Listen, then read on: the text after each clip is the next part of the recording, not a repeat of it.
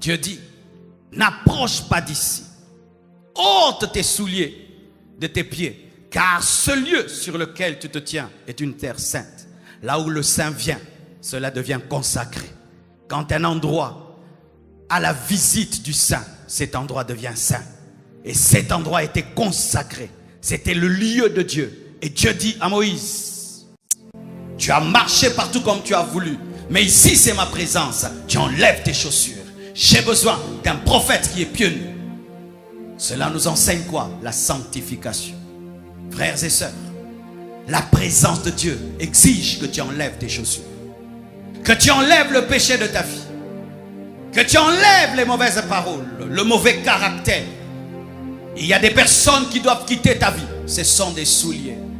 Il y a des relations qui doivent quitter ta vie. Ce sont des souliers. Des relations toxiques.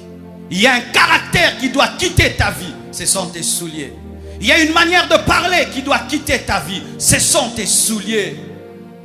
Il y a une chose qui doit quitter dans ta vie. Une chose que tu as mal acquise. Tu dois quitter, abandonner cette chose. Ce sont des souliers. Tout ce qui est contraire à la volonté de Dieu dans ta vie, ce sont les souliers. Regardez, avant que Dieu ne commence à se révéler à Moïse, avant qu'il commence à lui donner les secrets de la puissance, avant qu'il ne transforme son bâton en bâton de puissance, il lui a dit d'abord d'enlever les souliers. Nous ne changerons jamais la Bible, mes frères. Aujourd'hui, l'Église refuse le message de la sanctification. Les chrétiens veulent un évangile sans repentance. Les chrétiens veulent une église sans sanctification. Ça n'existe pas. Vous voulez la présence de Dieu, vous devez haïr le péché. Vous voulez l'approche de Dieu, vous devez vous sanctifier.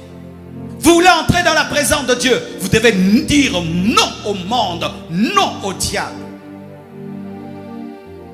Chaque fois que tu refuseras de te sanctifier, l'accès à la présence de Dieu te sera fermé.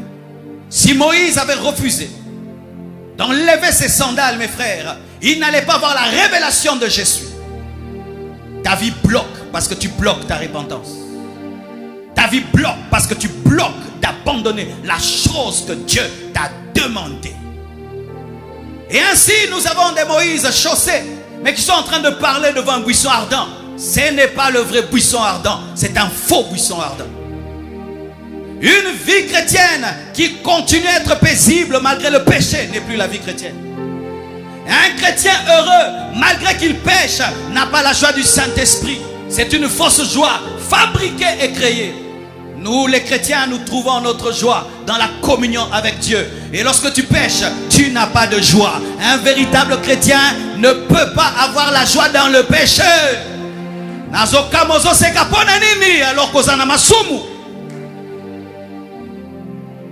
comment peux-tu être dans la joie alors que tu vis dans le péché? Comment peux-tu être dans la joie alors que tu es lié par un péché? Comment moi j'aurai la joie? Je ne peux pas avoir la joie si je suis lié par le mal. La seule chose que je ferai devant Dieu, c'est de pleurer. Seigneur, délivre-moi. Seigneur, délivre-moi. Seigneur, enlève ça de ma vie. Seigneur, enlève ça de ma vie. Lorsque ça va me quitter, alors j'aurai la joie.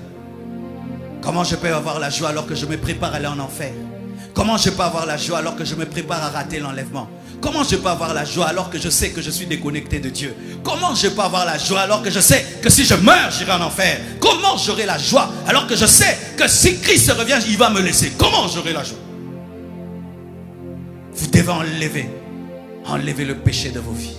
Et je t'assure, frère, lorsque tu as vécu longtemps dans un péché et tu l'abandonnes, tu recevras une paix et une joie, je t'assure.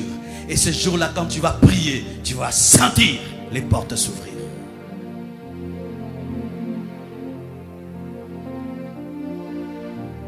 Dieu n'a pas enlevé les chaussures de Moïse. C'est Moïse qui devait les enlever. Mais Dieu lui donne l'ordre et c'est lui qui enlève.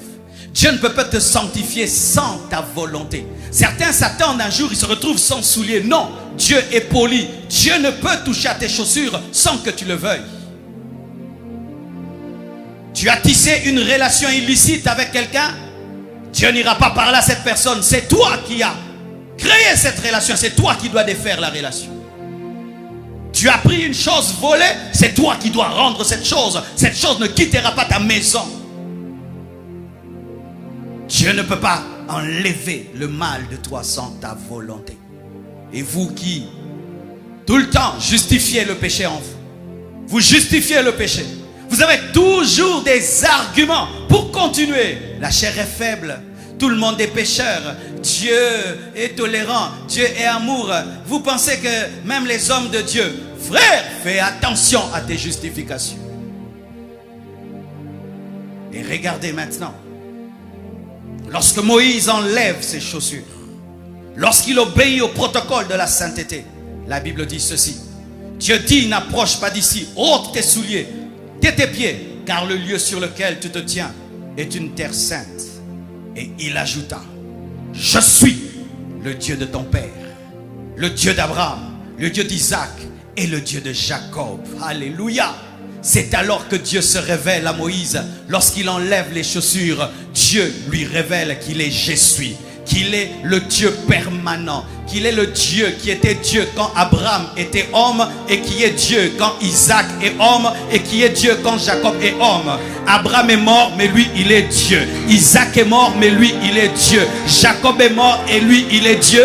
Et Moïse est mort, il est resté Dieu. Il s'est présenté comme le Dieu en qui il n'y a ni ombre de changement et de variation. Il s'est présenté comme celui qui n'a ni commencement ni fin. Il s'est présenté comme celui qui ressuscite les morts, car il n'est pas le Dieu des morts, mais il est le Dieu de vivants. Et s'il dit qu'il est le Dieu d'Abraham, donc il va ressusciter Abraham, donc il va ressusciter Isaac, donc il va ressusciter Jacob. Il s'est présenté comme le Dieu incréé mais créateur de toutes choses. Il s'est présenté comme le Dieu qui subsiste après la mort de ses serviteurs. Abraham est parti, mais il est resté Dieu.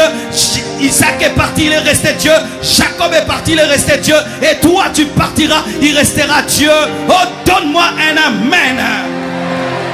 Oh, Dieu veut se révéler à toi, mais enlève tes chaussures. Il veut se révéler à toi comme étant je suis. Je suis la guérison, je suis la délivrance, je suis la bénédiction, je suis l'élévation, je suis le miracle, je suis la paix, je suis le bonheur, je suis le chemin, la vérité et la vie. Nul ne peut venir au Père que par moi. Je suis ce que tu dis que je suis. Je suis celui qui se conjugue toujours au présent, qui ne connaît ni passé ni futur, mais qui est toujours présent dans le futur et dans le passé. Oh, donne-moi un amen.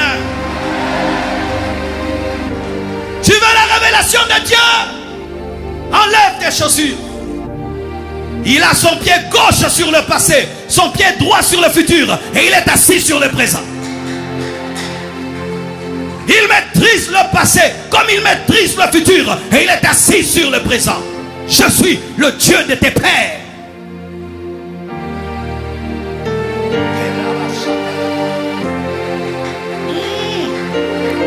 Moïse, tu as besoin de la connaissance de Dieu parce que bientôt tu vas rencontrer Pharaon. Et si tu rencontres Pharaon sans révélation de celui qui t'a envoyé, Pharaon va te détruire. La plus grande arme de l'envoyé n'est pas l'arme, mais c'est la révélation. Plus tu connaîtras ton Dieu, plus tu seras efficace. Plus tu connaîtras ton Dieu, plus tu seras efficace. La Bible dit que ceux du peuple qui connaîtront leur Dieu agiront avec fermeté. Tu as besoin de connaissance, tu as besoin de révélation, tu as besoin de cela.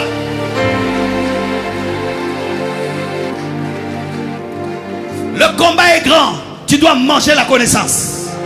Le futur est grand, tu dois manger la connaissance. Jésus est en train de voir des adversaires puissants. C'est pourquoi tu dois être puissant dans la révélation. L'Éternel voyait qu'il y avait des magiciens de l'Égypte qui attendaient Moïse. C'est pourquoi il devait avoir la révélation que je suis et je suis. Je suis la lumière quand tu veux la lumière. Je suis les ténèbres quand tu veux les ténèbres. Je suis le goudron lorsque tu veux divisant de la mer rouge. Je suis. Et Rabashaka. Ta vie changera lorsque tu enlèveras tes chaussures. Enlève tes chaussures et il va te révéler qui il est. Il va te révéler qu'il était de votre famille. Je suis le Dieu de tes pères. Nazalaka na famille nabino.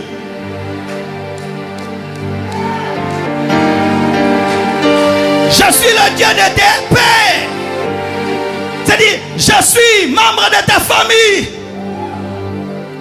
Je ne suis pas un Dieu lointain. J'étais là lorsque tu es né. J'étais là lorsque tu pleurais sur le Nil. Et c'est moi qui t'ai protégé pour que les crocodiles ne te mangent pas. Et j'étais là lorsque tu étais dans la maison de Pharaon. C'est pourquoi je n'ai pas permis que tu deviennes Pharaon. J'étais là lorsque tu as fui. J'étais là lorsque tu étais dans le désert. Et je serai avec toi.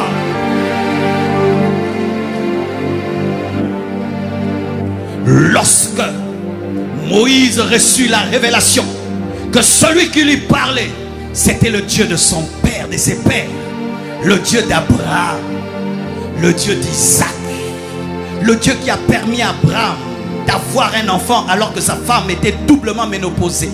Le Dieu qui était avec Isaac et qui lui a donné Jacob. Le Dieu qui était avec Jacob et qui lui a donné Judas, qui lui a donné Joseph. Et le Dieu qui a donné à Jacob Lévi. Et Moïse est venu par Lévi. Il connaissait, il avait l'histoire de ce Dieu. C'est pourquoi il allait à la montagne d'Horeb. Parce qu'il avait l'histoire, mais il avait besoin de la révélation.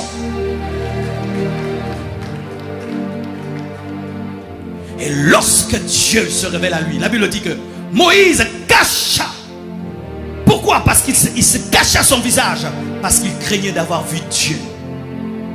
La révérence, le respect. La présence de Dieu exige la révérence et le respect. C'est pourquoi je ne comprends pas les chrétiens qui causent en plein culte. Je ne comprends pas les chrétiens qui chiquent en plein culte.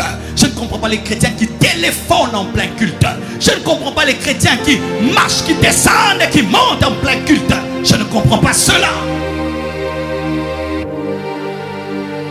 Quand il s'est rendu compte qu'il n'était pas que devant un arbre, mais qu'il était devant Dieu, il a dit: je vais mourir car j'ai vu la face.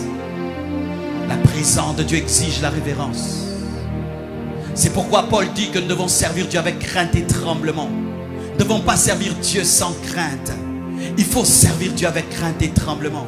C'est pourquoi les apôtres, lorsqu'on leur donnait la gloire qui revenait à Dieu, ils déchiraient les vêtements. Pourquoi? Ils servaient avec crainte et tremblement. Ils savaient que c'était un Dieu jaloux.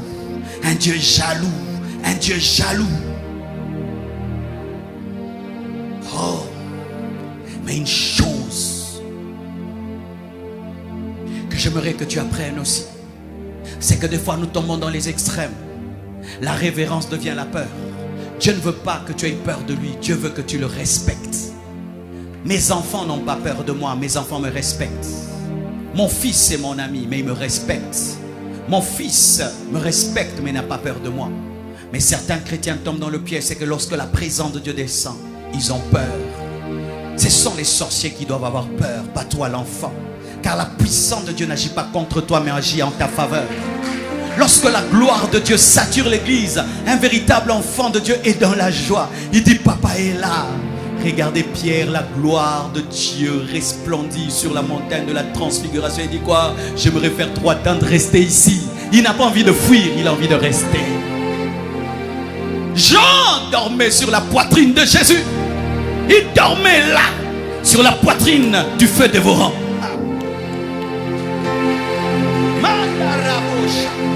Jean dormait sur la poitrine du feu dévorant. Sur la poitrine de celui qui a créé le soleil. Il dormait là, mais il le respectait, il l'honorait. Arrêtez d'avoir peur de la présence de Dieu. Quand la puissance de Dieu tombe ici et les gens tombent à gauche et à droite, l'enfant de Dieu est content. Merci Seigneur, guéris encore, délivre encore, chasse les démons. Mais tu ne dois pas avoir peur. Oh, qu'est-ce qui se passe? Non, c'est papa qui est à l'œuvre. C'est papa qui est à l'œuvre. C'est pourquoi la Bible nous dit que lorsque Dieu a appelé Moïse au sommet du Sinaï, même s'il y avait des trompettes et des éclairs et des tremblements de terre, Moïse montait. Trompette, il monte. Tremblement, il monte. Pourquoi? Papa, c'est le Dieu de mes pères. C'est le Dieu d'Abraham. C'est le Dieu d'Isaac. C'est le Dieu de Jacob. C'est le Dieu de Lévi. C'est le Dieu de mon père.